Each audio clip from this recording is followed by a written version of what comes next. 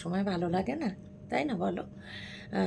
কারোরই ভালো লাগে না সব সময় যদি খারাপ কথা শোনা হয়।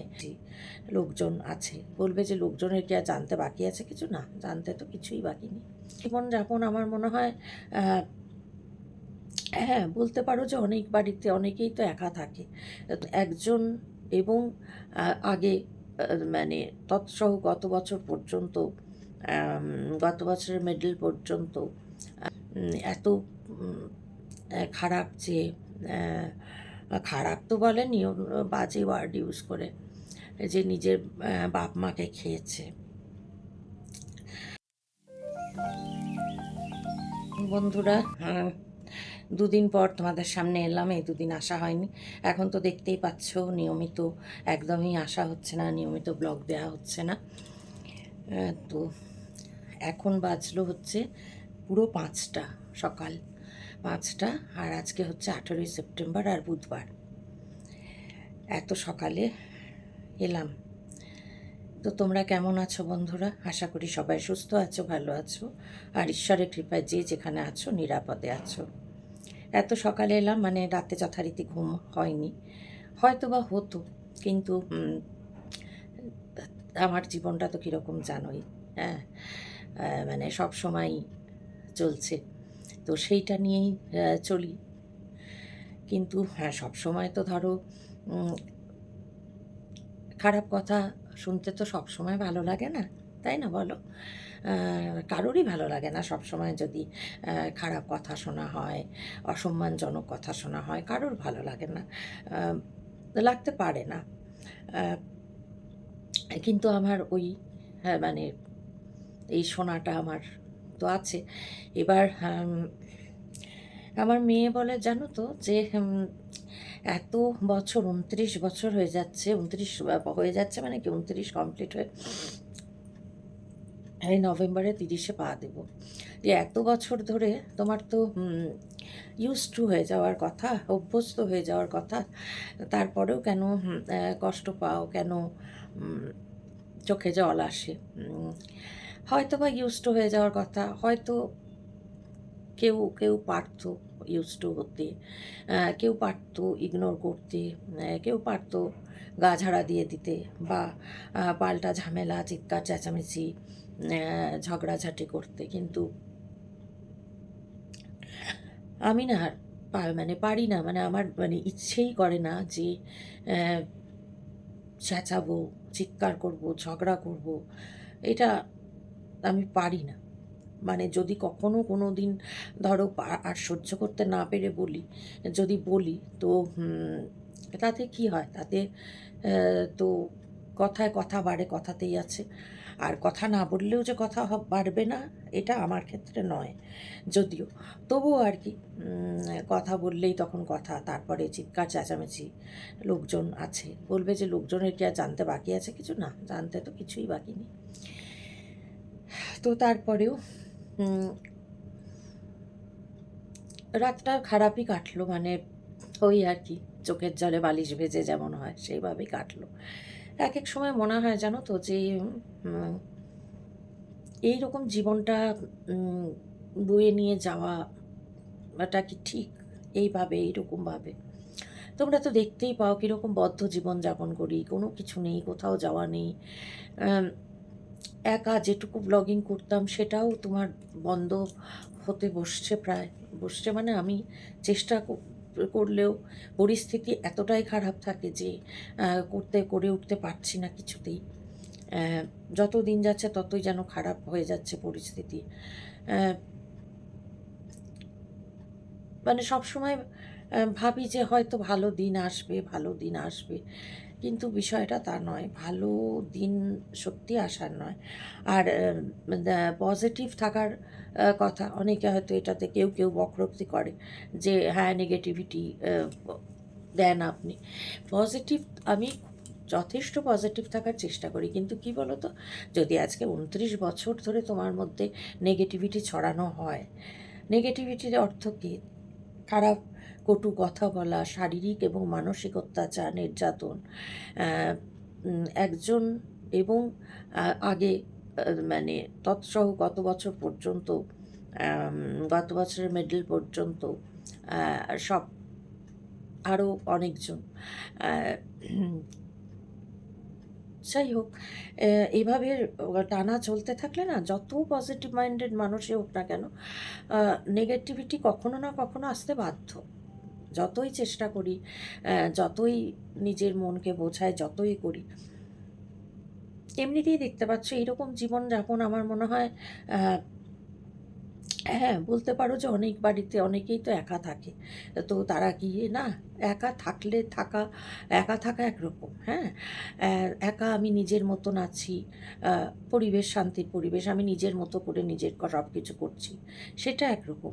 কিন্তু আমি এমনিতে সত্যিকারের একা, কিন্তু একজন মানুষ আছে যে আমাকে সবসময় মানে অশান্তি দিয়ে যাচ্ছে। সেইটা নিয়ে চলাটা বোধহয় একটু ডিফিকাল্ট। একটু কেন, বেশ মানে বেশ কঠিন এভাবে চলাটা। তারপরেও তো চেষ্টা করি চলতে। তারপরেও তো তোমরা দেখছিলে ব্লগিং করছিলাম, দিচ্ছিলাম, তোমাদের সঙ্গে কথা বলছিলাম, কাজকর্ম শেয়ার করছিলাম। কিন্তু এমনই পরিস্থিতি যে আর মানে কিছুই করে ওঠা যাচ্ছে না। মেয়ে বলছে যে দেখো, কি বলবো, মানে এমন একটা পরিস্থিতির মধ্যে আছি না আমি, যে এর কোনো আর সমাধান সূত্র নেই কোনো। সমাধান সূত্র বলতে যদি বলো যে দুটো অপশান আছে। এক হচ্ছে আমার চলে যাওয়া বলতে আমি একেবারে এই জগৎ থেকেই চলে যাওয়ার কথা বলছি। সেটা হতে পারে, আর নয়তো আবার ওই মেয়ের কাছে চলে যাওয়া। কিন্তু এর আগের বার দেখলে তো মেয়ের কাছে গিয়ে সেই ফিরে আসতে হলো এমন। তখন তো তাও ওই রিঙ্কু ছিল, আর এখন তো কেউ নেই। কিন্তু বিষয়টা হচ্ছে এভাবে মানে মানে সম্ভবপর নয়। মানে যে যে জঘন্য কথাবার্তা মানে বলে, যা করে, তারপরে না সত্যি পারা যায় না, থাকা যায় না। মানুষ তো এন্ড অফ দ্য ডে, আমি তো একটা মানুষ সারা দিনের শেষে। এবং দেখবে অল্প বয়সে অনেক কিছু আমরা সহ্য করতে পারি, অনেক ঝড়ঝাপটা মানুষ সহ্য করতে পারে, কিন্তু একটা বয়সের পরে সে কিন্তু একটু শান্তিতে চায়, তাই না? আর কিছু, আমার তো কিছু চাওয়ার নেই, আমার একটু শান্তিটুকু ছাড়া আমার কিছু চাওয়ার নেই। কিন্তু সেটা যখন দেয় না, দেখো, অপরদিকের মানুষটি যদি তোমাকে ক্রমাগত বছরের পর বছর, দিনের পর দিন তোমাকে মানসিকভাবে, শারীরিকভাবে নির্যাতন করে যায়, কিন্তু সে এত ভালো অভিনেতা যে সে বাইরে গিয়ে এমন ভাব করে তার কর্মস্থলে গিয়ে যে আমার জন্য কত উদ্বিগ্ন, আমার ট্রিটমেন্ট করাতে চায়। কিন্তু সব সময় সে গালিগালাজ, তুই কি ভাবিস তোকে তোর চিকিৎসা করাবো, এক পয়সাও দেবো? আমি কিন্তু একবারও ভাবিও না বা বলিও না যে আমার চিকিৎসা করানোর জন্য টাকা দিতে হবে বা আমার চিকিৎসা করাতে হবে, কোনো দিনই বলিনি, বলিও না। কিন্তু তারপরও অকারণ মানে রোজই চলে। কালকে রাত্রিরে হঠাৎ কথা নেই বার্তা নেই, চিৎকার শুরু হয়ে গেল। মেয়ে ফোন করেছে সেই তখন, সে যাচ্ছে তাই গালিগালাজ, ওই বাজে বাজে কথা, সেগুলো আমি বলতে পারবো না। গালি দিতে দিতে ওটাই বলে যে এত খারাপ, যে খারাপ তো বলেনি, বাজে ওয়ার্ড ইউজ করে, যে নিজের বাপ মাকে খেয়েছে, এখন আমার টাকা পয়সায় খাচ্ছে বসে। বাবা মাকে কেউ খায় বলে জানা নেই আমার। তো যাই হোক, একটা সময় রাত্রিবেলা মনে হচ্ছিল, জানো বন্ধুরা, যে কেবল টাটকা টাটকা মেডিসিন তোলা হয়েছে কালকেই, কালকেই তো নাকি, হ্যাঁ কালকে না পরশু দিন, সে মেডিসিন ধরাও হয়নি, আরও মেডিসিন আছে। মনে হচ্ছিল মাঝরাতে খেয়ে নিই সবগুলো, অনেকটাই মেডিসিন আছে, অনেকটাই। তো খেয়ে নিই। মেয়ে তো সমানে ফোন করছে, মেয়ে তো জানে ও ফোনে হচ্ছে ফোন করছে। তো তারপর মনে হলো উম, না মেয়ে যখন আর কি ইয়ে করে যে হ্যাঁ তুমি না থাকলে তো আমার তো কি হবে, কারণ আমার এটা ঘটনা যে ওর কেউ নেই। এরকম বাবা যে মেয়েকে বাড়ি আসার কথা দিওয়ালির ইয়েতে আহ, ছুটি নেবে, সেই গত বছর আগস্টে এসেছিল, আগস্টের শেষে এসেছিল, সেপ্টেম্বরে চলে গেছিল, অক্টোবরে জাস্ট 2 দিনের জন্য ওর ঠাকুমা যখন একদম মানে শেষ অবস্থা আর কি, সেই সময় মানে এসেছিল 2 দিনের জন্য। মানে ও যেদিন ফিরে যায় টিকিট হয় সেদিন ভোর রাতে মারা যান ওর ঠাকুমা।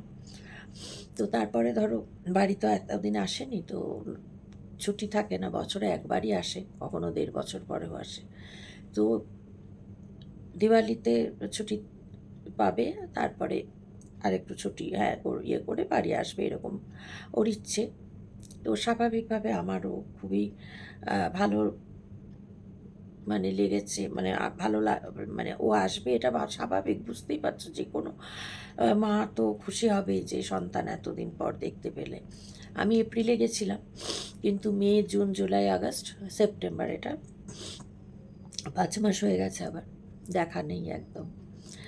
তো আহ, তো ওকে কালকে বলছে যে না তুই আসবি না, এখানে আসবি না, আমার বাড়িতে আসবি না। হ্যাঁ, তো বাড়িটা তো সব থেকে বড় কথা, বাড়িটা তো তার একার নয়, বাড়িটা আমারও, এবং আমার কন্ট্রিবিউশন না থাকলে বাড়িটা হতোও না। তো যাই হোক, তারপরেও আসবি না, আসা হবে না। সব সময় মেয়েকে ফোন করলেই বাজে কথাবার্তা, ফোন করে করে বলছে বাজে কথা সব সময়। আর এই ওই আবারও গলা টিপে মেরে দেবো, সে তো আমার কাছে মানে ভিডিও ফুটেজ আছে এর আগের করা। হ্যাঁ, যারা বলে, এরকম অনেকের কাছে পাঠিয়ে রেখেছি, আমি অনেকের কাছে পাঠিয়ে রেখেছি, কারণ আমারও তো একটা সেফটির বিষয় রয়েছে। তো কালকেও তাই ওইভাবে গলা টিপে মেরে দেবো, তো দরজাটা বন্ধ করে, আমি তো দরজা বন্ধ করাই যাচ্ছিল, আমার ওখান থেকে চিৎকার করছে, দরজায় বাড়ি মারছে, বাড়ি মারলো 2বার, তারপরে ওখানে চিৎকার করছে ফোনে, আমিও ফোনে আছি, মেয়ে ফোনে কথা বলছিল, ওর বাবাও ফোনে আছে, সেই গালিগালাজ অকথ্য, ওই যে বাবা মাকে খেয়েছে, আমার টাকায় খাচ্ছে। তো এই তারপরে আর মানুষের রাতে ঘুম হবে কী করে, এমনিই তো ঘুম হয় না মেডিসিন না খেলে। তো যাই হোক,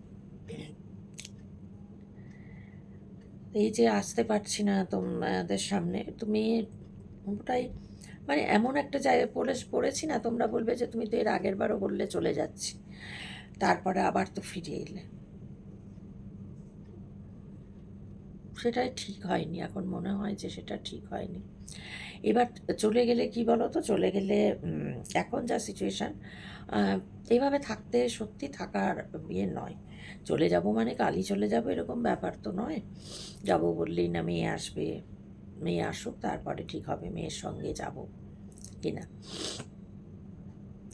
তো জানুয়ারি মাসে যাব ভেবেছিলাম, সেরকম ওর বাবাকেও বলেছিল, একবার বলে হ্যাঁ যাব, একবার বলে যাব না, তো এরকম করে করে মানে সব সময় না যাব না, সেই যাতা আমাকে লাথি মেরে বের করে দেবে ফ্ল্যাট থেকে, গলা ধাক্কা দেবে, গলা টিপে মেরে ফেলবে।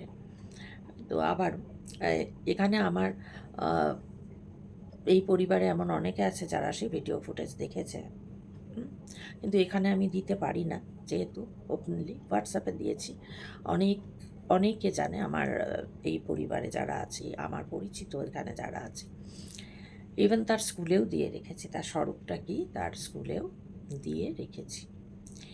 তার কারণ সেখানে গিয়ে অভিনয় করে, তো খুব ভালো অভিনয় করতে পারে, ভীষণ ভালো। ওখানে গিয়ে দেখায় যে কত চিন্তিত, স্ত্রী অসুস্থ কিছু যদি হয়ে যায় তার চিকিৎসা করাতে হবে, ইয়ে করতে হবে, আর বাড়িতে সেই রূপ।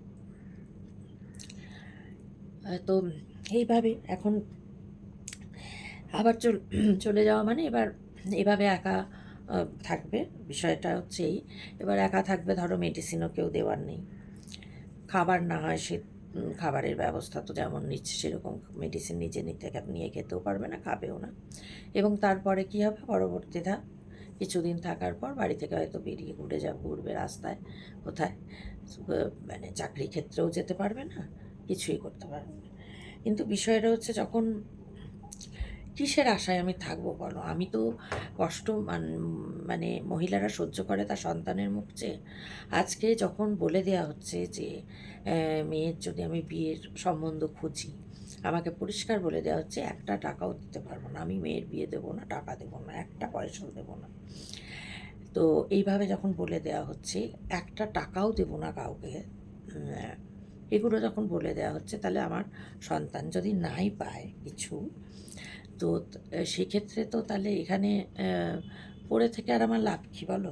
পড়ে থেকে প্রত্যেক দিন গালিগালাজ মারধর খেয়ে তো লাভ নেই। আবার আমি চলে যেতে গেলেও চলে যেতে পারছি না মেয়ের মুখ চেয়ে। মেয়ে বলছে আমাকে, তুমি তুমি চলে গেলে এই পৃথিবীতে আমার তো আর কেউ নেই। তো এইভাবেই, কিন্তু এভাবে না সত্যি হয় না। এভাবে থাকাটা মানে নিজেকে এভাবে তিল করে শেষ করা, তো সেইটা ভুল তো হয়েইছে জীবনে, জীবনে বড় ভুল তো হয়েইছে। কারণ এই মেনে নিয়ে এত বছর ধরে থেকে প্রত্যেক দিন মেনে নেওয়া, মেনে নিয়ে চলা, এটা তো ভুলই। এটা মানে ভুল বলবো না, অন্যায়। কারণ অন্যায় কাজ যে করছে তাকে সেই কাজের প্রতিবাদ না করে সেটা মেনে নিয়ে থাকা, সেটা তো প্রশ্রয় দেয়া, তাই না? কিন্তু একটা ফাঁদের মধ্যে পড়ে গেছি। যখনই ভেবেছি হয়তো বা দিন ভালো হবে, দিন ভালো হবে, কিন্তু দিন আর ভালো হচ্ছে না, আর হবেও না কোনো দিন। এটা বুঝে গেছি, দিন ভালো হচ্ছেও না, দিন ভালো হবেও না। তো জানি না, আমার মেয়েরও হয়তো আমার সঙ্গেই তো ভাগ্য জড়িত, মেয়েরও ভালো হবে না কিছুই। ওইটুকুই যেটুকু ভেবেছিলাম, যদি ওকে একটা নতুন জীবনে দেয়া যায়, তো সেটা আমার একার পক্ষে বা কীভাবে সম্ভবপর হবে? কোথায় খোঁজ খবর করা, কোথায় পাওয়া, কোথায় বা হবে? আর একা জানি না কী হবে। তো যাই হোক, মানে ভালো কিছুই আর হবে না, এটুকুই। তো যাই হোক, যদি কারোর আমার আজকে এটা দেখে যদি মনে হয় নেগেটিভিটি ছড়াচ্ছি, চাইলে খারাপ কথা বলতেই পারো, সেটা তোমাদের স্বাধীনতা খারাপ কথা বলার। কিন্তু আমার কষ্টের কথা, যন্ত্রণার কথা কাকে বলবো বলো? দুটো কথা বলারও তো কেউ নেই। আজকে মেয়ে এত দূরে থাকে, সারাদিন অফিসে ব্যস্ত থাকে, তার মধ্যে যেদিন সময় পায়, যেদিন হয়তো একটু কাজের প্রেশার কম, সেদিন হয়তো মাঝে মাঝে ফোন করে থেকে। আর যেদিন অত্যধিক প্রেশার থাকে সেদিন করতে পারে না। বাড়ি ফেরার পথে যখন মানে 8টার সময় যখন ফেরে ক্যাবে ওঠে, তখন একটু কথা বলে হয়তো। তো এইভাবেই কাটে। কথা বলার তো নেই, প্রত্যেক মানুষ তো একটু কথা বলতে হবে, মুখ খুলতে হবে, নয়তো তো দম বন্ধ হয়ে মরে যাবে। তো যাই হোক, আমি বলি, তারপরেও তো দম বন্ধ হয়ে তো মরছি না, তাহলে তো বেঁচে যেতাম। আছি তো দিব্যি, চলছি তো। কিন্তু এইভাবে না আর চলতে পারছি না, বয়সটাও হচ্ছে তো। আর দেখো, ওই যে অনেকে মানে কেউ কমেন্ট করেছিল যে 53 বছরেই কী করে মানুষ এরকম হয়ে যেতে পারে। মানুষ যদি 29-30 বছর ধরে নাগা মানে নাগারে মেন্টাল এবং ফিজিক্যাল টর্চার তার উপর করা হয়, মানসিকভাবে যদি সে তার এত বিধ্বস্ত থাকে, তারপরে আমার মনে হয় তার শরীর সুস্থ থাকবে, ফিট অ্যান্ড ফাইন থাকবে। আমি জানি না, কারোর যদি থাকে সেটা উপরওয়ালার আশীর্বাদ, আমার সেটা নেই। তাই আমার শরীরে এফেক্ট করেছে, মনের ওপর এত এত মেন্টাল প্রেশার। ফিজিক্যাল টর্চার তো অবশ্যই আছে, সঙ্গে মেন্টাল টর্চার, যে শরীর নিতে পারছে না, শরীর ছেড়ে দিয়েছে হাল।